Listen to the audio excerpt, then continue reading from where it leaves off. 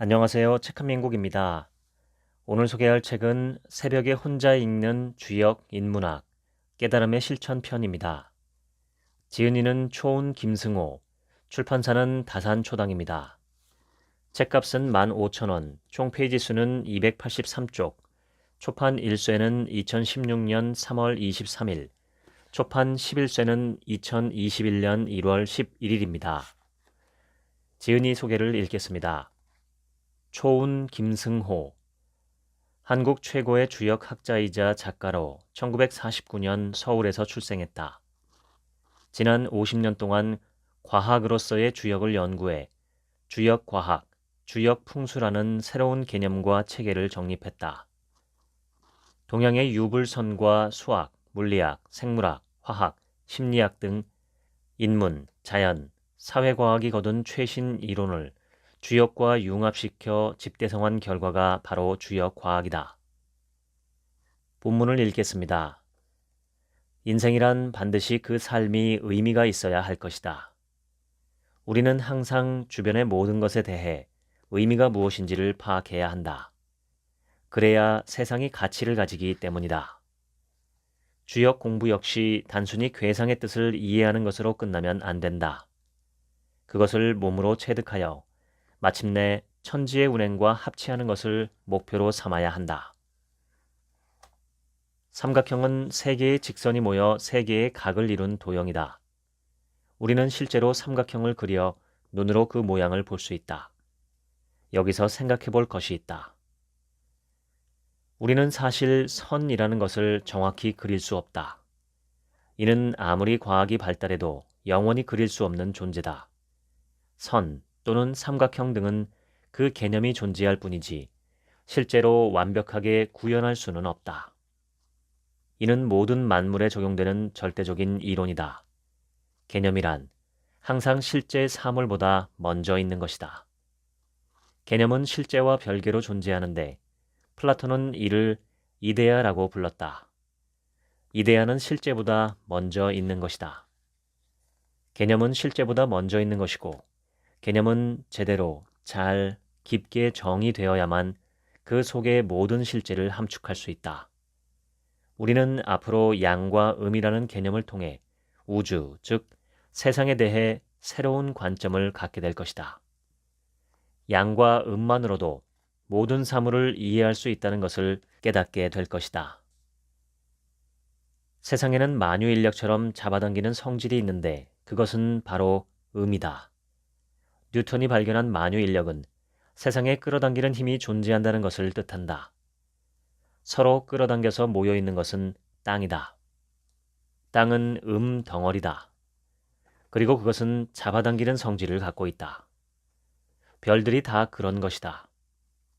우주에는 별들이 무한히 많은데 그 모든 것은 음이라는 공통 성질에 의해 존재한다.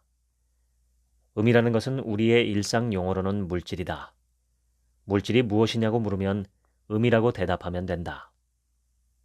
음의 반대라는 양은 어디에 있는 무엇인가? 이 문제는 뉴턴 이후 400년이나 지난 오늘날 갑자기 등장했다. 만유청력 말이다. 과학자들은 그것을 암흑 에너지라고 명명했다. 이 에너지는 하나의 분명한 성질을 가지고 있는데 그것은 서로를 밀어내는 힘이다. 만유인력과 정확히 반대다. 만유인력은 당기고 암흑 에너지는 밀어낸다. 즉, 음과 양이다. 양 에너지는 공간을 계속 팽창시키고 있다. 팽창은 양의 기본 성질이다.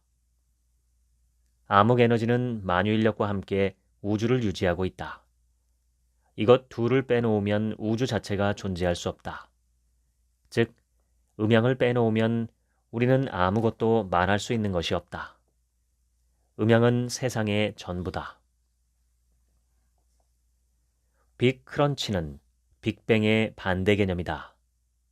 현재의 우주는 팽창력이 더 커서 빅 크런치 상태가 되지 않고 계속 넓어지고 있다. 이로 인해 10만 년쯤 지나면 지구를 돌고 있는 달도 지금보다는 훨씬 멀어져 더 작게 보일 것이다. 미래의 인류는 보름날에도 지금보다 더 자그마한 달을 보게 되는 것이다. 10만 년쯤 지나면 북두칠성도 모양이 바뀐다. 국자 모양은 아예 사라질 것이다. 세상이 점점 넓어지면서 별빛도 약해 보이고 우주는 더욱 차갑게 변해버릴 것이다. 팽창은 시간에서도 이루어진다. 공간과 시간이 함께 팽창하는 중이라는 것만 알고 있으면 된다. 시간과 공간은 사실 하나다. 이는 아인슈타인에 의해 밝혀진 사실로 시간이란 개념과 공간이란 개념은 둘이 아니다. 그래서 아인슈타인은 시공이라는 단어를 만들어냈다. 시공이 팽창하고 있다. 옛사람은 이렇게 말했다. 사람이 죽으면 몸은 흙으로 돌아가고 영혼은 하늘로 올라간다. 이 말은 동서고금을 통해 거의 모든 사람이 인정하고 있다. 우리의 몸은 어떤가? 이것은 물질, 즉 음이다. 우리의 영혼이란 무엇인가? 이것은 물질이 아니다. 양이다. 음이 아니면 양이고 양이 아니면 음이다. 세상은 복잡하지 않다. 사람이 죽으면 몸과 영혼이 분리되기 때문에 각자 갈 길을 갈 수밖에 없다. 이때 음인 몸은 땅이 잡아당겨 흙이 된다. 몸의 일부는 공기가 되는데 공기도 우주 전체에서 보면 땅이다. 물질이고 음이다. 우리의 몸은 아무리 깊게 말하고 돌려 말해도 물질이고 땅이고 흙이고 음이다. 영혼은 하늘로 올라간다. 이는 무슨 뜻일까? 영혼은 물질이 아닌 양이다. 그래서 땅이 그것을 잡아 끌 수가 없다. 양은 음과는 달리 멀리 가버린다. 몸과 영혼은 단순히 말하면 이뿐이다. 음과 양 혹은 땅과 하늘이다. 세상엔 음양 외에는 그 무엇도 없기 때문에 무엇인가를 알고자 할 때 최우선적으로 음양의 개념으로 시작하면 된다. 병약한 노인이 몸이 천근만근이네 라고 말하는 것을 들어봤을 것이다. 이는 영혼의 일부가 몸을 떠나 있어 몸이 무겁게 느껴지는 것이다. 반면 젊은 사람들이 몸이 가볍다고 말하는 것은 영혼이 몸의 내부에 자리 잡고 있다는 뜻이다. 날아갈 것 같다는 표현도 같은 의미다. 문제는 양이 위에 있느냐 아래에 있느냐다. 기운은 아래에 충만해야 좋은 것이다. 인생에 있어 허리 아래의 기운이 없어지면 이는 죽음 쪽으로 기울어가고 있다는 뜻이다. 생명력이 약해지고 있다는 뜻이다. 양이 깊숙이 있고 음이 높게 가 있으면 삶이고 음이 바닥으로 떨어지고 양이 위로 날아가고 있으면 죽음이라는 것을 놓쳐서는 안 된다. 모든 사물에는 삶과 죽음이 있다. 어떤 사람이 있다. 유난히 생명력이 있는 사람 또는 맥이 빠져 있는 사람도 있다. 영혼의 힘은 겉으로는 생명력으로밖에 표현할 방법이 없다. 대체로 어떤 분야든지 뛰어난 사람은 남다른 영혼의 소유자다. 아인슈타인이나 뉴턴 같은 과학자도 영혼의 힘이 강하고 히틀러나 스탈린 같은 독재자도 보통 사람과 확실히 다른 무엇이 있다. 흔히 정신력이라고 하는 것이 바로 영혼의 힘이다. 옛 성인은 이 힘을 호연직이라고 말하며 이 기운은 우주에 가득 찬 것이라고 밝히고 있다. 우리가 극한 상황을 맞이했을 때는 이 힘이 가히 절대적으로 작용한다. 죽음에 이를 수도 있는 순간 의식을 차리고 있으면 삶으로 되돌아오는 경우가 허다한데 이때의 의식이 바로 영혼 그 자체다. 그런 까닭에 우리의 인생은 이 힘을 기르는 것을 최우선 목표로 삼아야 한다. 문제는 영혼의 기운을 어떻게 키우느냐 하는 것이다. 두 가지 방법이 있다. 첫 번째는 양을 기르는 것이다. 하지만 양이란 저 스스로 움직이는 존재일 뿐이지 다른 원인에 의해 발현되는 것이 절대 아니다. 스스로 그렇게 하는 것이 양이라는 뜻이다. 그래서 공자도 주역의 괴상을 설명하면서 자강이라고 말했다. 스스로 강해져야 한다는 것. 이것은 유일하게 양을 기르는 방법이다. 그저 힘을 내라. 이유 없이 명랑해야 하며 무서워도 용기를 내야 한다. 무서운 밤길도 혼자 걸어보고 귀신 나오는 무덤가에 누워도 봐야 한다. 부끄러워도 나서 봐야 하고 쉬고 싶어도 일부러 일어나야 하며 귀찮아도 앞장서야 하고 미운 놈도 사랑해줘야 한다. 스스로 애써 행하다 보면 영혼이 활발해지며 급기야는 우주의 근원과 관통하게 된다. 좋아하는 것만 하는 사람은 점점 양의 기운이 약해질 것이다. 누가 방해하지도 않는데 어째서 스스로 못 일어나는가? 자기 자신이 원수일 뿐이다. 그냥 일어서면 된다. 안 된다는 이유를 달지 말고 하면 다 되게 되어 있는 법이다. 양이란 위로 빠져나가는 존재니 그것을 가둬놔야 한다. 양의 기운은 가둬놓으면 스스로 성장한다. 진득한 사람은 기운이 쌓여나가고 촐랑대는 사람은 기운이 소진되는 법이다. 인내심, 겸손, 침묵, 평화, 안정, 용서, 양보, 절제, 예의, 긍정 등은 양의 기운을 가둬놓는 성질이 있다. 나는 주역을 공부하며 여자를 음으로 부른다는 것을 알게 되었다. 물론 남자는 양이다. 음과 양, 이러한 성의 차이는 동물에게도 마찬가지라는 사실을 알게 되어 큰 충격을 받았다. 세상은 어째서 음과 양으로 구성되어 있는가? 꼭 음과 양이어야 하는가? 생각할수록 신비했다. 그러다 결국 우주 전체가 음양으로 되어 있다는 생각을 하기에 이르렀다. 음양에 대해 깨닫게 되자 처음엔 온 세상에 음양이 너무 많아서 어지러웠다. 하지만 음양 말고는 다른 성질이 없다는 것을 이해하게 되자 오히려 세상이 단순해지기 시작했다. 그리고 음양이라는 것은 하나의 개념일 뿐이지 어떤 물건을 딱히 지칭하는 게 아니라는 것도 알았다. 음양이라는 개념으로 우주 만물을 다 설명할 수 있었다. 어떤 사물이 있으면 그것이 음인지 양인지 살피면 되는 것이다. 예를 들어 귀신은 양이다. 우리 몸처럼 무게가 있는 것도 아니고 눈에 보이는 것도 아니고 부피가 있는 것도 아니기 때문이다. 세상엔 신비한 현상이 참으로 많다. 예컨대 텔레파시나 유령, 미래예지, 투시, 공중부양 등 알기 어려운 현상들이 있다. 하지만 놀라워할 것이 없다. 그 모든 것은 양의 현상일 뿐이다. 과학에서 다루고 있는 것은 음뿐이다. 그래서 음이 아닌 현상에 대해서는 신비하다는 선입견이 작용하는 것이다. 우리가 만약 양에 대해 많이 알면 놀라울 것도 없다.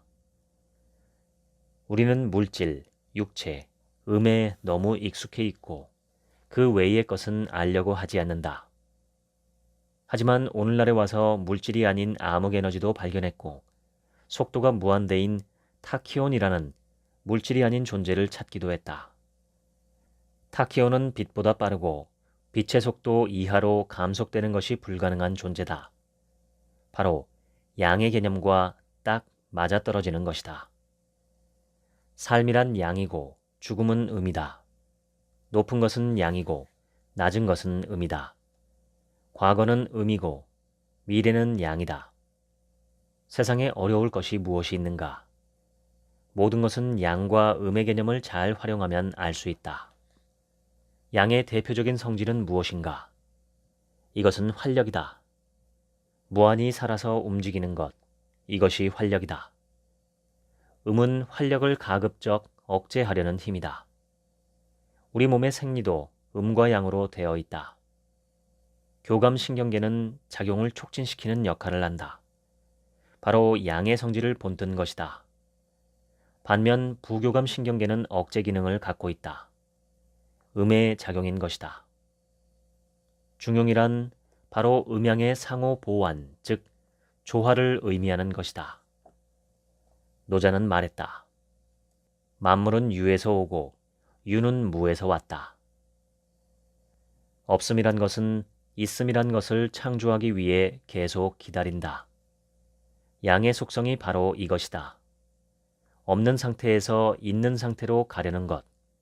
이것이 모든 있는 것의 원동력이다. 세상은 변하게 하는 것과 변해가는 것이 있는 셈이다. 변하게 하는 것은 양인데 그것은 무의 속성과 완전히 맞아떨어진다. 독일의 유명한 철학자 하이데거는 무의 생동력을 실존이라고 불렀는데 이는 양의 다름 아니다. 양이란 가만 있지 못하는 존재다. 반면 음이란 가만 있는 존재다. 둘이 만나면 어떻게 될까? 변화를 일으킬 것이다. 변화, 이것이 바로 자연의 모습이다. 원인은 양이고 결과는 음이 받아들인다. 양이란 항상 여기에서 저기로 가고자 한다. 저기에 가서도 또 다른 곳으로 가기를 원한다. 양이란 도달점이 없고 오로지 출발점만 있는 것이다. 이것은 바로 시간으로, 시간은 가만히 있지 못하는 양의 성질 때문에 생긴다. 우주가 시작되기 전에 양과 음은 고도의 조화를 이루고 있었는데 이를 태극이라 말한다. 태극은 음양이 서로 화합하여 완벽한 균형을 이룬 것이지만 이는 반드시 깨지게 되어 있다. 양은 죽지 않는 존재이기 때문에 어디에 있든 탈출을 시도한다. 이를 두고 자연과학에서는 자발적 대칭성 파괴라고 하는데 실제로 우주는 대칭이 깨지며 발생했다. 양은 음을 살리고 음은 양을 죽인다. 그로써 조화를 이루고 작용은 끝없이 전개된다. 양이 가면 음이 오고 음이 가면 양이 온다. 물론 양이 가고 양이 온다거나 음이 갔는데 다시 음이 오는 경우도 있다. 하지만 이는 치우친 현상이다. 치우친 현상은 오래 갈 수는 없다. 자연의 섭리는 균형을 잡아가는 성질이 있기 때문이다. 여기서 이야기하는 것은 일반론이다. 우주의 사물은 이런 식으로 유지된다. 그래야 오래 가기 때문이다. 순환을 놓친 사물은 쉽게 사라진다는 것. 이것이 주역이 보여주는 자연의 모습이다. 삶이란 순환을 유지해야만 지탱할 수 있는 법이다. 삶의 리듬은 바로 순환을 일컫는 것이다. 순환 속에서 모든 것은 발전한다. 여기서 유의해야 할 것은 궁극에 오른 괴상 또는 사물은 마침내 사라진다는 것이고 그것이 사라지고 나면 그 반대의 사물이 등장한다는 것이다. 사물이란 원래 비교를 통해서 이해하는 것이 가장 쉽다. 수학에서는 이를 관계의 정의라고 하는데 알고 있는 하나를 가지고 다른 것을 비교해 가면서 인지의 영역을 넓히는 것이다. 예를 들어보자. 우리는 항상 웃으며 산다. 그런데 우습다의 뜻을 아는가? 모든 우스운 것의 공통성은 무엇인가? 답을 쉽게 알 수 없을 것이다. 답을 이야기해 주겠다. 우습다의 반대말은 무섭다이다. 이는 과학자들이 오랜 세월 동안 연구하여 최근에야 알아낸 사실이다. 과학자들은 사람이 어느 순간에 웃는가를 연구하다가 이를 밝혀낸 것이다. 무섭다를 통해 우습다를 알아낼 수 있다. 이렇듯 사물은 비교함으로써 이해하는 것이다. 오래전의 일이다. 친지 A씨가 결혼을 한다고 했다. A씨는 40대 초반이었는데 10년간 연애를 이어가다가 마침내 결혼한다는 것이었다. 잘된 일이어서 나는 축하한다고 말해주었다. 그런데 A씨가 뜻밖의 말을 하는 것이 아닌가? 저는 정말 어쩔 수 없이 결혼하는 거예요. 전 지금이라도 결혼이 깨졌으면 좋겠어요. 불행한 일이지만 세상에는 실제로 이런 경우가 적지 않다. 남녀가 10여 년을 연애했다면 실증이 날 만큼 났을 것이다. 특히 남자는 여자와 오래 연애를 하다 보면 실증이 나게 되어 있다. 그것이 바로 남자의 마음이다. 남자는 항상 새로운 여자를 추구한다는 것이 생물학자 리처드 도킨스에 의해 밝혀져 있다.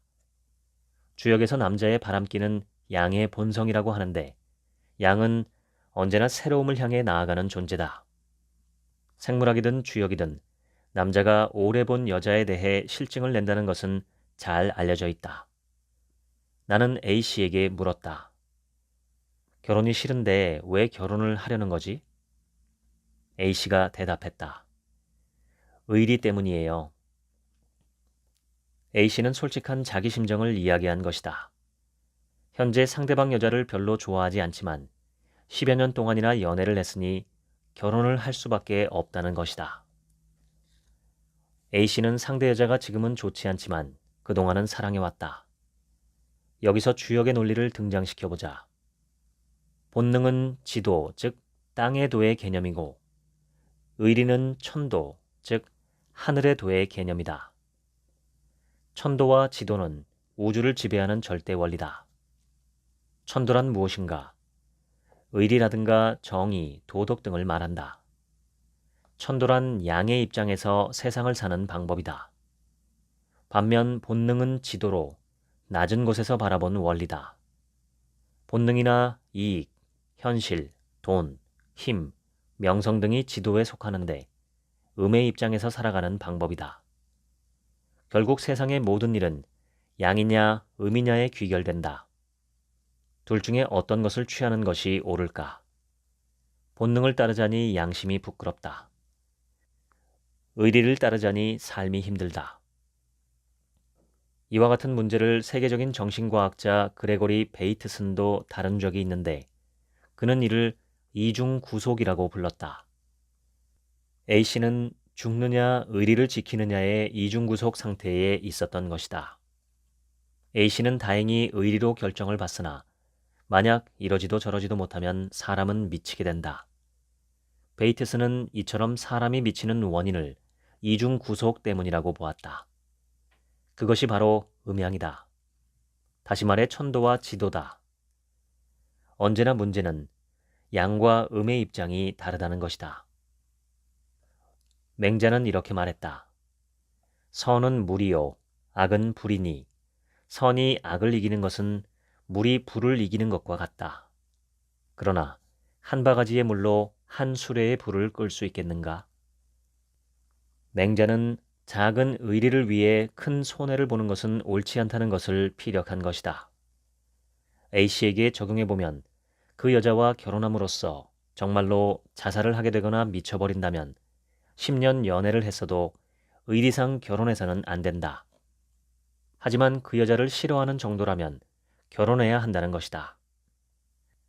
A씨는 결혼했다. 결국 그 이후의 일은 운명에 달린 것이다. 세상을 움직이는 힘은 무엇일까? 제일 먼저 들 수 있는 것은 법인데 이것은 인간의 행동을 제한하고 있는 보이지 않는 힘이다. 또 다른 힘으로는 권력이나 도덕, 학력이나 재력 등도 있다. 그 외에 또 다른 어떤 힘이 있을까? 매력이라는 힘이 있다. 매력은 흔히 육체나 외모 등에서 나오는 힘이다. 하지만 인간의 매력은 몸에서 나오는 것 말고도 많이 있다. 예를 들어 정신에서 나오는 매력이 있는데 이는 미모 이상의 힘을 발휘한다. 매력은 인간의 어떤 힘보다도 위력이 있다. 매력 있는 사람은 분명 남보다 먼저 출세한다. 매력은 과연 무엇일까? 쉽게 말하면 인간이 이끌리는 힘이다. 매력이 있으면 그 사람과 함께 있고 싶고 무엇인가 그 사람에게 베풀고 싶다. 그래서 당연히 출세가 빨라진다. 어떤 사람이 매력 있는가? 먼저 매력 없는 사람은 어떠했던가? 흔히 말하는 재수 없는 사람이 있다. 매력이 있을 리가 없다. 항상 풀 죽어 있는 사람도 있다. 이 사람도 매력이 없다. 저만 잘났다고 꼴값을 떠는 사람은 어떤가? 전혀 매력이 없다. 예의 바르고 겸손한 사람은 어떨까? 괜찮다. 하지만 딱히 매력 있다고 단정하기는 어렵다. 촐랑대는 사람은 어떤가? 상대하기도 싫다. 음식을 먹을 때 쩝쩝대는 사람은 밥맛이 떨어진다. 도둑은 어떤가? 매력은커녕 잡아 없애야 한다. 우리는 매력 없는 사람을 아주 많이 알고 있다. 그 반대가 매력 있는 사람일 텐데 어째서 딱 부러지게 매력을 말하지 못하는가? 그것은 매력 있는 사람이 드물어서 본 적이 별로 없기 때문일 것이다. 나는 어떤 사람을 본 적이 있다. 힘이 넘치고 품위 있게 보이던 A씨인데 그에게서 어느 날 매력이 사라져버렸다. 힘이 쭉 빠지고 볼품 없어진 것이다. 매력이란 힘이 넘치는 사람에게 있다. 항상 풀죽어 있는 사람은 영 보기 싫다. 매력이 없는 것이다. 007 시리즈의 제임스 본드는 어떤가? 그는 매력이 있다. 힘이 넘치기 때문이다. 공자는 이렇게 말했다. 군자는 위엄은 있으되 사납지는 않다. 공자가 설명한 것은 인간의 품위였다. 위엄을 뜻하는 것이다. 품위, 이것은 힘이 넘쳐야 가능하다. 당당한 모습은 아름답게 빛난다. 카리스마도 이것을 뜻한다. 힘이 넘치는 사람은 왠지 매력이 있어 보인다. 그와 함께 있으면 나도 그렇게 될 것 같기 때문이다. 우울증에 걸린 사람이 매력이 없는 이유는 나마저 힘을 빠지게 만들기 때문이다. 지도자는 당연히 힘이 넘쳐야 한다. 출세를 하려고 한다면 힘차 보여야 하는 것이다.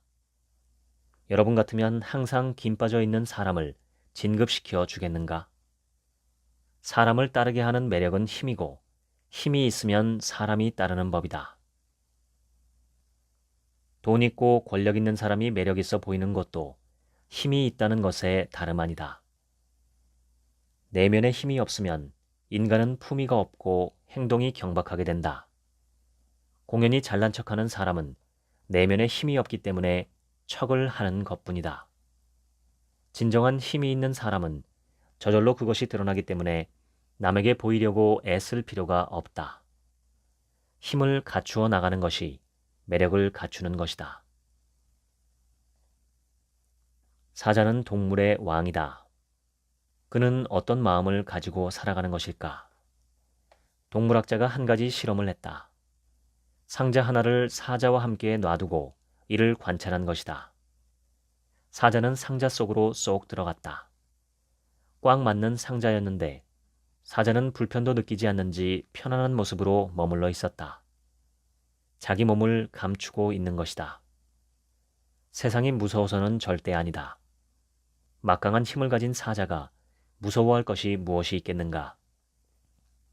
사자는 그저 숨어 있을 뿐이다.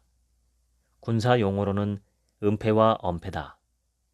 사자는 원래부터 강자이지만 약한 듯 행동하고 있는 것이다.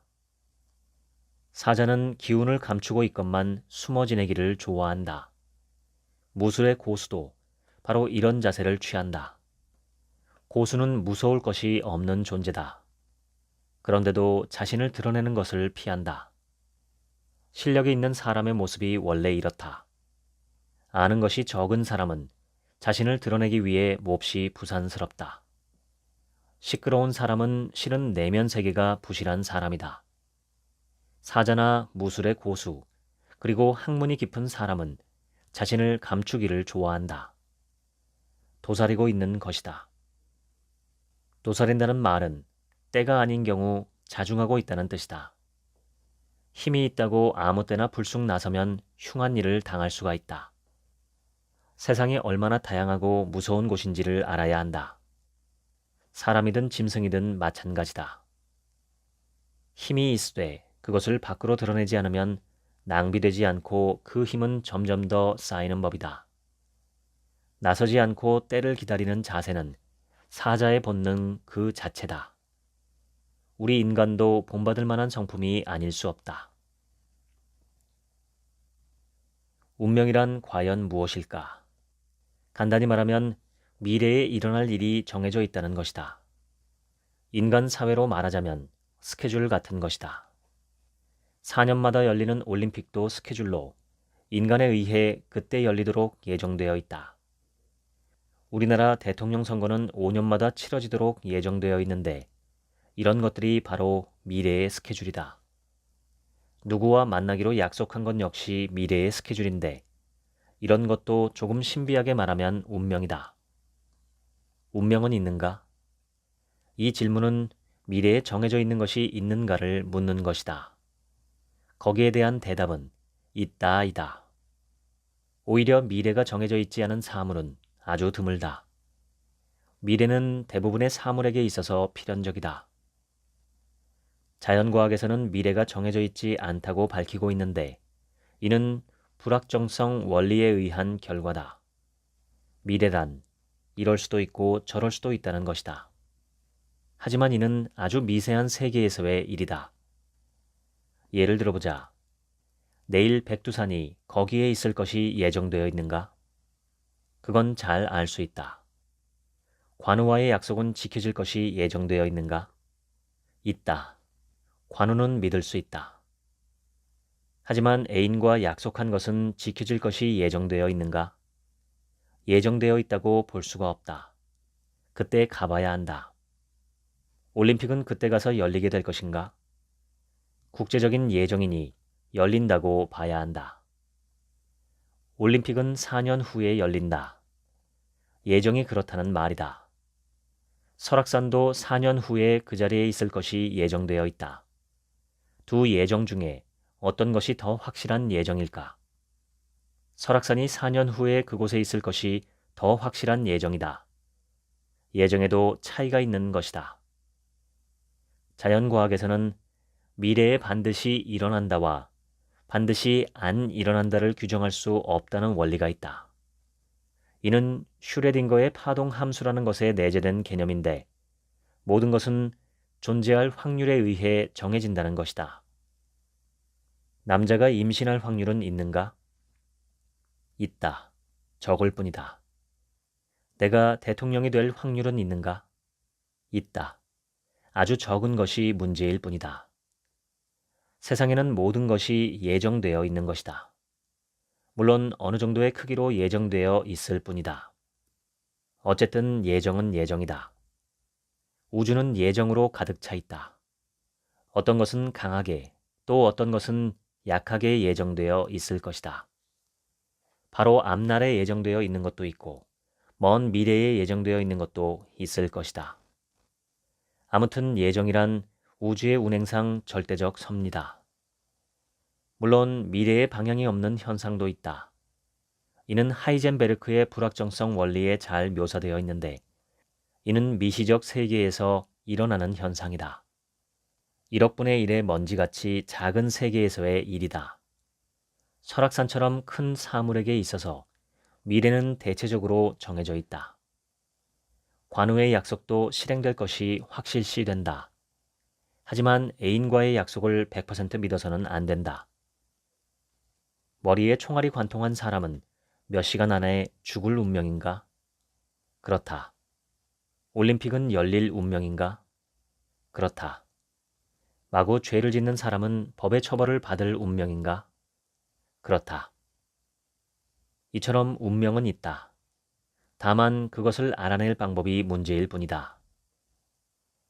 스티븐 호킹 박사는 자연은 미래를 아는 것을 금지시키는 것 같다 라고까지 하며 미래 예측이 불가능함을 주장했다. 그러나 문명이 발달함에 따라 미래를 밝혀내는 일이 불가능하지만은 않게 되었다. 예를 들어 일기예보는 미래를 예측해내고 있다. 과학자들은 화산 폭발이나 지진 발생을 미리 알아냄으로써 재해를 예방한다. 생각해보자. CD 한 장이 있는데 여기에 당신의 미래가 완벽히 수록되어 있다고 하자. 당신은 이 CD를 보기를 원하는가? 나는 결단코 보지 않을 것이다. 미리 알아서 어쩌란 말인가? 사는 재미가 없어질 것이다. 나는 앞으로 생길 중병에 대해서조차 미리 알고 싶지 않다. 불행을 먼저 알아서 미리 괴로워할 필요가 없기 때문이다. 하지만 운명 전부는 아니더라도 어떤 부분에 대해서는 미리 알고 싶기도 하다. 공간상의 일은 우리의 감각이나 과학 장비를 사용하여 상당 부분 알아낼 수 있다. 그러나 시간상의 일은 한 치 앞도 내다볼 수 없다. 사람의 운명은 계산하지 못한다. 과학자들은 어떤 현상을 계산함으로써 미래가 밝혀질 것을 기대한다. 프랑스의 유명한 수학자 라플라스는 이렇게 말했다. 우주에 어떤 악마가 있어 현재의 일을 완전히 계산할 수만 있다면 미래를 완벽히 알 수 있다. 그러나 이는 틀렸다. 자연 현상은 힘의 방향에 의해 전개되는 것이 아니다. 특히 인간 사회라든가 운명 같은 것은 힘의 방향에 의해 결정되는 것은 아니다. 미래가 전개되는 방식은 힘에 의해서가 아니라 또 다른 이유에 의해서다. 그것은 바로 뜻에 의해서라는 것인데 이것은 힘의 계산과 차원이 다른 개념이다. 예를 들어보자. 어린애를 높은 곳에 올려놨다고 하자. 이는 위태로운 일이다. 오래 놔두면 반드시 떨어지게 되어 있다. 아기의 미래는 그 상황이 갖는 의미에 의해 정해지는 것이다. 현재 상황이 갖는 뜻을 유추해서 미래를 예측하는 것이다. 이렇듯 미래를 아는 방법에는 현재의 뜻에 의한 것과 물체들이 움직이는 힘이나 방향을 계산하는 것 두 가지가 있다. 배고픈 사람을 밥솥 옆에 놔두면 밥을 몇 그릇 먹을지는 알 수 없지만 먹을 것은 확실하다. 사회는 별들의 운행보다 훨씬 복잡하기 때문에 뜻에 의해 계산해야 한다. 경제학자들이 경기를 예측하는 것이 바로 이 방법이다. 형사들은 전과자들의 행태를 보고 장차 이들이 또 범행을 저지를 것을 예측하는데 이것이 바로 뜻을 보고 미래를 아는 방식인 것이다. 관상의 대가는 사람이 행동하는 것을 보고 그 뜻을 유추하여 운명을 예측하는데 이 역시 뜻을 보고 미래를 아는 방식이다. 그런데 주역은 다름 아닌 뜻을 밝히는 학문이다. 뜻을 안다는 것은 그것의 변화를 예측할 수 있는 것이니 바로 미래를 안다는 의미가 되는 것이다. 당초 주역은 그런 목적으로 만들어졌다. 주역이란 만물의 뜻을 규명하고 그것의 변화를 통해 미래를 살피는 학문이다. A씨는 40대 중반의 자영업자였다. 어느 날 A씨는 친구 몇 명과 함께 낚시 여행을 가기로 했다. 여행하기로 한 날이 되었는데 한 친구로부터 연락이 왔다. 회사에 긴급한 일이 있어 출장을 가야 한다는 것이다.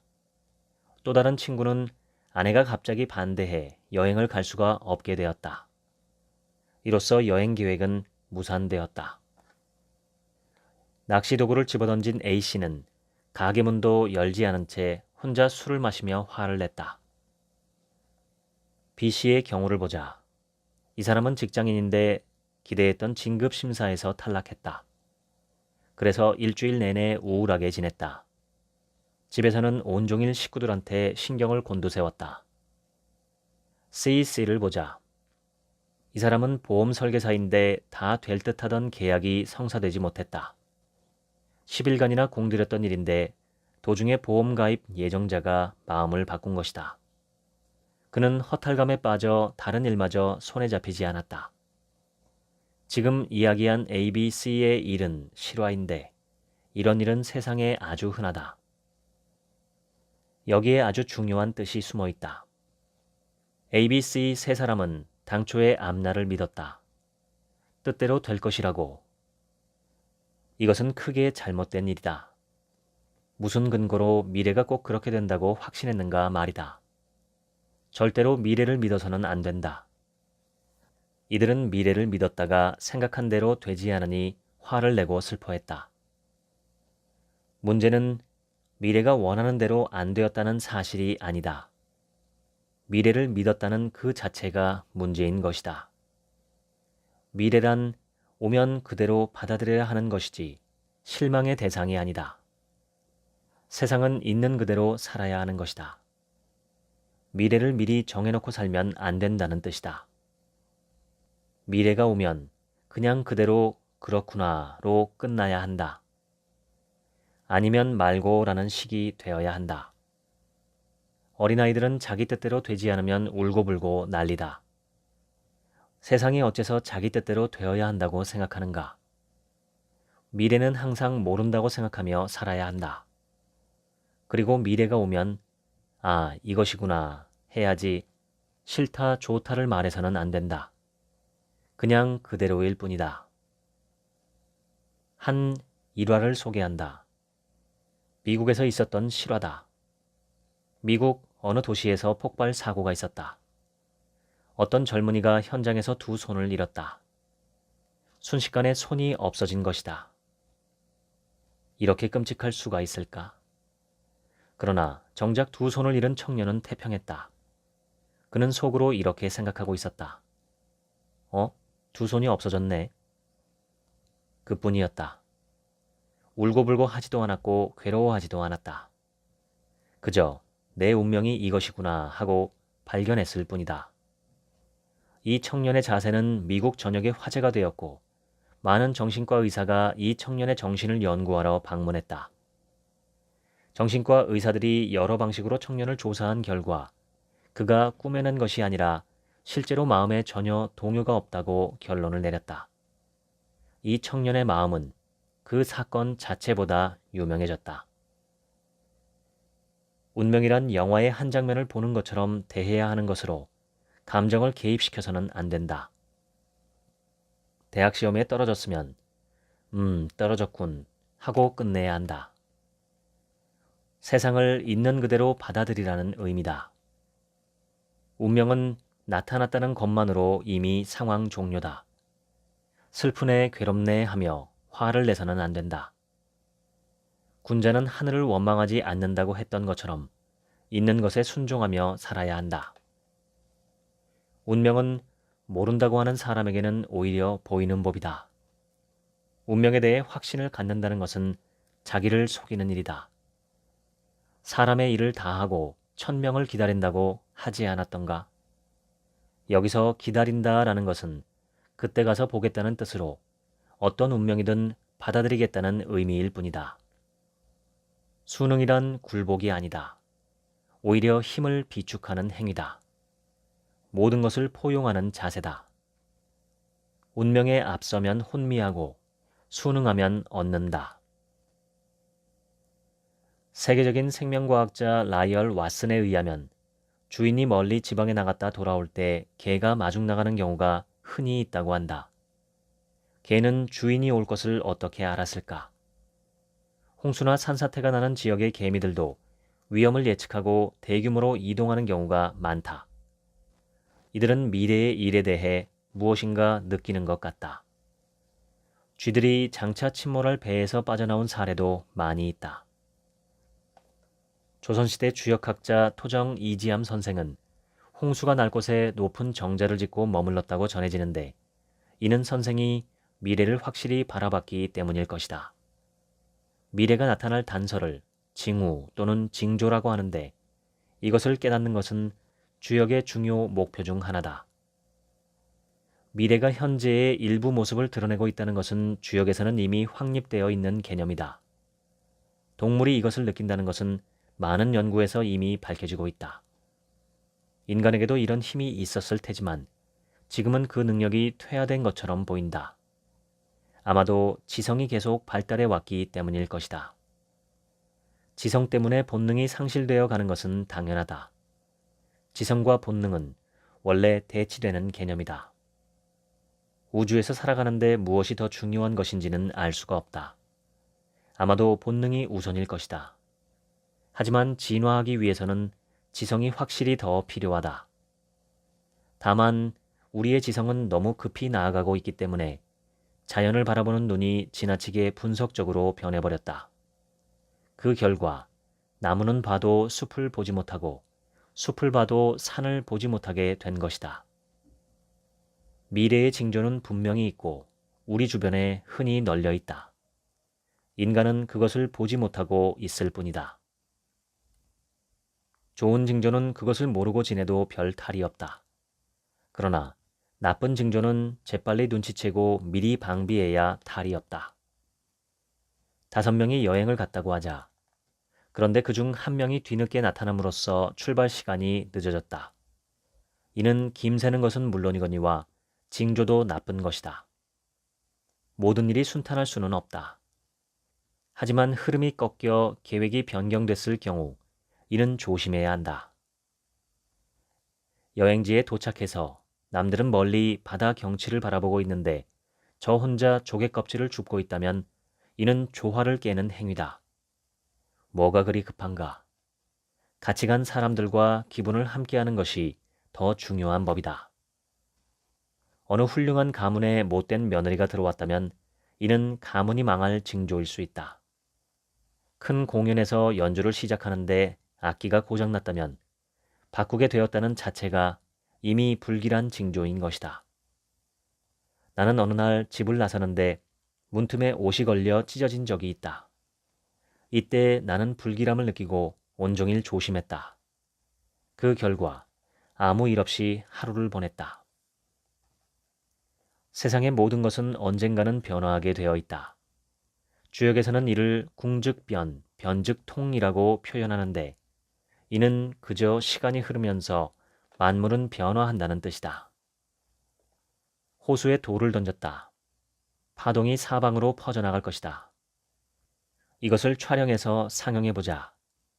만일 거꾸로 필름을 돌리면 우리는 알아차릴 수 있겠는가? 금방 알아차릴 것이다. 누구든 시간이 거꾸로 흐르게 되면 이상하게 느끼는 법이다.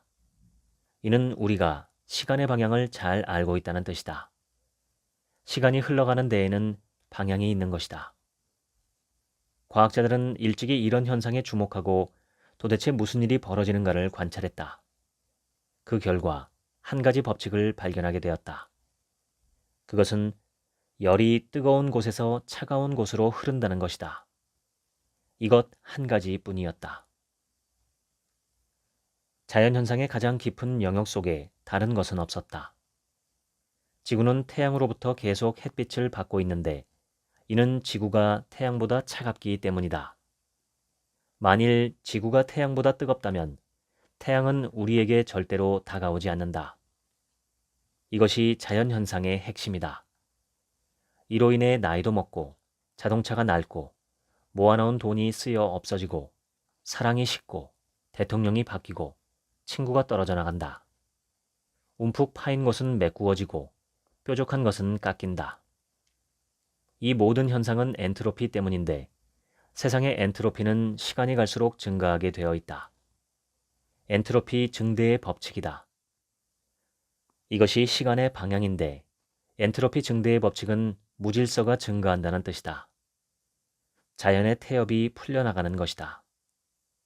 주역에서는 양은 시간이 지날수록 밖으로 나아가고 음은 시간이 지날수록 안으로 들어온다고 한다. 당초 우리 우주는 양이 밖에 있고 음이 안에 있었다.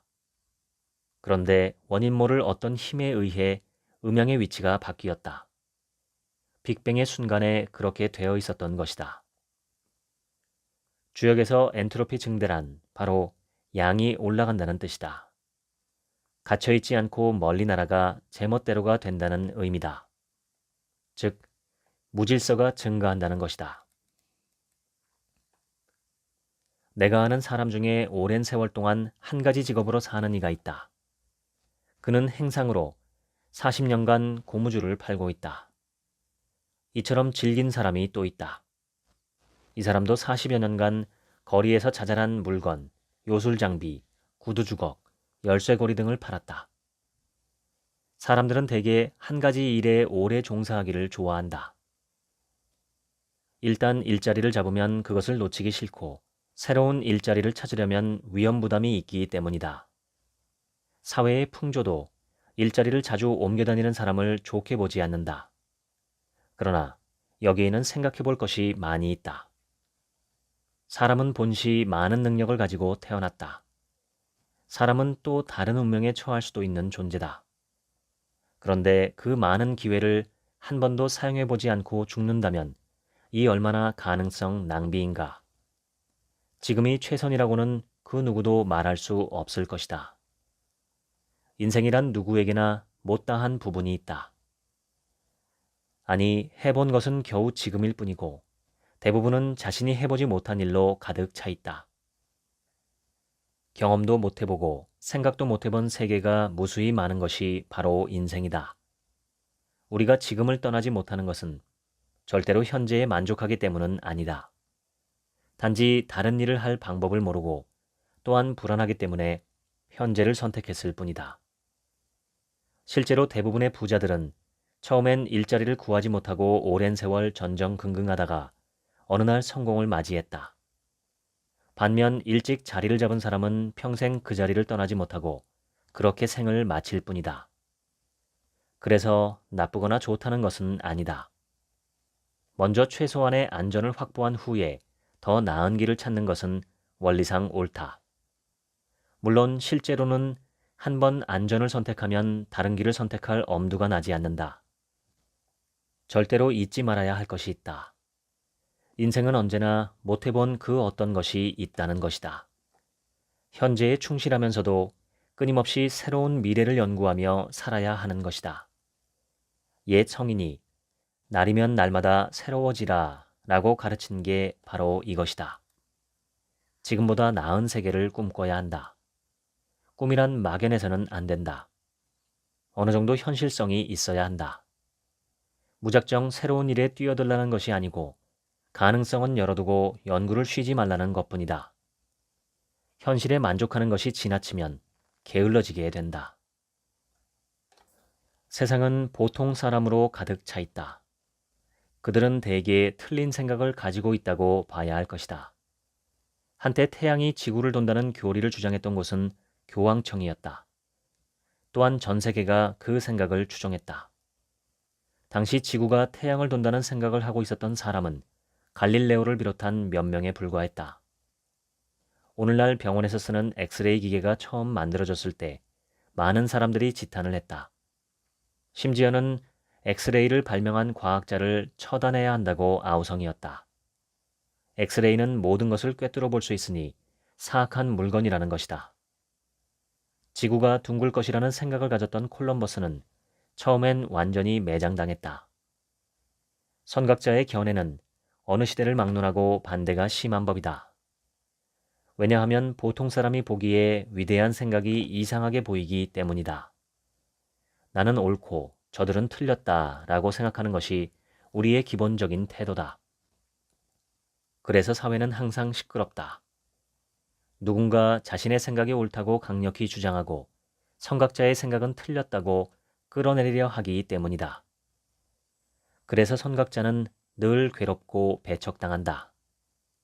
이는 사춘기 아이들에 의해 어른이 배척당하는 모습과 일치한다. 어느 시대를 막론하고 선각자들은 슬프고 고독했다. 뭘 모르는 사람들이 억누르려 혈안이 되어 있기 때문이다. 모르는 사람이 아는 사람을 깎아내리는 것, 똥 묻은 개가 겨 묻은 개를 흉보는 것, 사춘기 아이들이 부모를 원망하는 것, 제자가 스승을 비웃는 것, 직원이 사장에게 대항하는 것, 벌레가 멀쩡한 나무를 갉아먹는 것 등은 온 세상의 일반적인 현상이다. 이는 자연의 속성이다. 주역의 논리를 빌자면 음과 양이 싸우는 것뿐이다. 그저 음은 양을 끌어내리려고 할 뿐이다. 어리고 부족해서 그러는 것이니 이해하고 그들을 가르칠 수밖에 없다. 리더는 늘 외로운 길을 가야 하는 것이다. 사춘기 아이들의 불만은 그들의 입장에서 들어주고 아이가 보채면 사랑으로 감싸주는 것이 리더의 자세다. 리더는 고난의 길을 홀로 가야 한다. 누가 리더인가? 우리 모두가 리더이다. 우리 모두에게는 역할이 주어져 있지 않은가? 가장이든 선생이든 사장이든 예술가이든 과학자이든 자신의 길을 굳건히 가야 한다. 땅 위에 굳건히 서 있는 산, 이것이 리더의 모습이다. 무술의 달인 이소룡은 이렇게 말했다. 연애를 할 때 그녀와 함께 식사를 하고 극장을 가고 여행을 하며 긴 시간을 보냈건만 그녀에 대해 아는 것이 없다. 세상을 볼 때도 마찬가지다. 우리는 세상에 살고 있지만 세상이 무엇인지 잘 모른다. 저 우주가 무엇인지, 사회가 무엇인지, 자연계가 무엇인지 큰 관심이 없는 것이다. 심지어는 자기 자신이 도대체 어떤 존재인지 알고 있는 사람도 많지 않고 관심 갖지도 않는다. 단지 살아가는데 급급할 뿐이다. 사람이 태어나서 제일 먼저 하는 일이 살피는 일이다. 부모를 알아본다거나 해서 점점 세상을 파악해간다. 나중에는 자신이란 존재가 있다는 것을 알고 세상과 타협하면서 살아간다. 관찰하지 않으면 세상을 알 수 없다. 관찰은 삶의 절대 조건이다. 사람의 관찰이 끝나는 날, 삶의 의미도 사라질 것이다. 우리들 중에는 유독 관심이 적은 사람이 있다. 매사에 관심이 적은 것이다. 이런 사람은 당연히 아는 것이 적어지고 삶의 의미도 축소된다. 삶이란 관찰의 의지가 있을 때 그 힘이 뻗어나오고 존재의 의미도 커지는 것이다. 20세기의 천재과학자 하이젠베르크는 세상에는 관찰한 것만 존재한다고 선언했는데, 이는 우리가 세상을 관찰하고 거기에 나타난 것을 해석해야 한다는 의지를 표출한 것이다. 우리나라 속담에 소가 지나가도 모른다는 말이 있는데, 이는 관찰하지 않는 사람을 일컫는 것이다. 세상의 모든 사물은 관찰하고 또한 그 의미를 해석해야만 알 수 있다. 아예 보지 않으면 알 수 있는 것이 있을 턱이 없다. 관찰은 보고자 하는 마음에서 나온다. 즉, 관심이 있어야 한다는 뜻이다. 우리는 관찰력을 길러야 할 것이다. 이는 인생에서 매우 중요한데 관찰력이 강해질수록 아는 것도 급격히 늘어나기 때문이다. 어린아이들은 태어나서 본능적으로 높고 낮은 것을 안다고 한다. 뜨거운 것은 모를지언정 떨어질 곳은 경계한다. 세상에서 가장 먼저 깨달아야 할 것이 추락의 위험이기 때문이다. 높은 곳은 위험하다. 이는 단지 물리적, 자연적 환경에서뿐만이 아니다. 사회적으로도 높은 지위는 참으로 유지하기 어렵다. 운동선수를 보라. 챔피언이 되면 수많은 사람들이 달려들어 그를 물리치려고 한다. 연예인이나 가수, 정치인 등도 마찬가지고 학계에서도 높은 자리를 차지하려고 끊임없이 경쟁한다. 사람은 높은 산이든 높은 지위든 인기인이든 올라가기를 좋아한다. 계속 상승만 하는 사람에 대해서는 그저 축복할 뿐이다. 하지만 계속 추락만 하는 사람은 동정보다는 그 원인을 질타하고 싶다. 내려가는 것은 분명 그 원인이 있을 것이다. 태평하게 지내는 것은 어느 경우든 옳지 않다. 추락은 대개 태평할 때 일어나는 현상이다. 옛 성인은 이렇게 말했다. 깊은 연못에 임한 듯하고 살얼음을 밟듯 하라. 우리는 있을 곳에 있는지를 살펴야 하며 또한 베풀 것이 있는지도 살펴야 한다. 위치가 너무 높다면 내려와야 하고 베풀 것이 있으면 베풀어야 한다. 주역 공부란 원래 괴상을 이해하는 것만으로 그치는 것이 아니다. 괴상을 실행하고 또한 괴상의 교훈을 처세에 활용해야 한다. 괴상을 외우고 단순히 이해만 한다면 깊이가 없어 주역을 크게 깨닫지 못하게 될 것이다. 주역은 지식이 아니라 지혜다. 또한 지혜를 넘어서 실행해야 할 적극적인 교훈이다. 지금까지 새벽에 혼자 읽는 주역 인문학 읽어드렸습니다. 지금부터는 제 얘기입니다. 주역은 동양의 철학이자 미래학이었습니다. 이 세상이 어떻게 돌아가는지, 우리 인간은 어떻게 살아야 하는지에 대한 답을 추구한 학문이었죠. 주역을 이용해 점을 치는 경우도 많았기에 미신적이라고 생각하는 분들도 많습니다. 하지만 저는 주역으로 점을 치거나 미래를 예측하는 것에는 관심이 별로 없습니다. 주역이 담고 있던 동양의 우주관이나 인생관에 관심이 있을 뿐입니다. 주역을 처음 읽은 것은 대학생 시절이었는데 지금도 그때 주역책을 읽으며 너무 어려워서 쩔쩔매던 기억이 납니다. 분명 한글로 설명이 다 되어 있는데 도무지 무슨 말인지 이해가 되지 않았습니다. 워낙 유명한 책이라 끝까지 다 읽긴 읽었는데 어렵다는 느낌만 남았던 책이었습니다. 오늘 소개한 이 책은 그런 부분이 하나도 없습니다. 이해하기 쉽고 여러 괴상의 의미와 모양에 대한 설명도 흥미진진합니다. 설명이 매우 직관적입니다. 우리나라 태극기는 태극 문양과 건곤감리, 괴상으로 이루어졌는데 그만큼 주역은 우리나라와도 깊은 연관이 있습니다. 건곤감리, 괴상을 보면 긴 직선과 중간에 구멍이 뚫린 직선 두 종류가 있습니다. 언젠가 어느 주역 강의에서 이 괴상의 유래에 대해 이런 설명을 들은 적이 있습니다. 긴 직선과 가운데가 끊어진 직선은 각각 남성과 여성의 성기 모양을 본딴 것이며 각각 양과 음을 상징한다는 것입니다. 그 말을 듣고 나니 비로소 왜 그 괴상이 음양을 상징하는지 즉시 이해되었습니다. 저는 주역 전문가가 아니기에 이 유래가 사실인지 아닌지는 알 수 없으나 설명이 무척 그럴듯했습니다. 그만큼 주역이 지어진 것이 오래되었다는 뜻도 되지요. 관상이나 수상, 즉 손금은 통계에 기반을 둔 동양의 인간학이었습니다. 수많은 사람들의 얼굴 생김새와 손금 생김새를 보고 또 그 사람들의 성향과 인생 결말을 관찰한 후에 연결시킨 것이죠. 저는 관상으로 운명을 예측하는 것에는 역시 관심이 없지만 한 사람의 성격을 관상으로 판단할 수 있다는 점에서는 상당한 정확도가 있는 게 아닌가 생각합니다. 예를 들어 경찰 생활을 오래 한 분들은 범죄자들 얼굴만 봐도 저건 사기꾼, 이건 강력범 등으로 꽤 정확하게 범죄의 종류를 맞춘다고 합니다. 비슷하게 생긴 사람들이 비슷한 범죄들을 저지른다는 것이죠. 관상과 수상은 동양의 프로파일링 도구였던 것입니다. 사람을 많이 접하는 직업에 종사하는 분들은 대체로 낯선 사람들을 보았을 때 즉시 그의 성격이나 스타일을 파악하는 경우가 많습니다. 특정 생김새와 특정 행태가 연결되어 있기에 가능한 일이죠. 따라서 옛날 관상가들도 외모에 드러난 특성으로 인간의 성향과 장단점을 파악해서 그들의 미래를 예측하거나 조심해야 할 부분을 알려줄 수 있었던 게 아닐까 싶습니다. 이 책에서 가장 기억에 남는 단어는 의미입니다. 세상 모든 일에는 의미가 있다는 것입니다.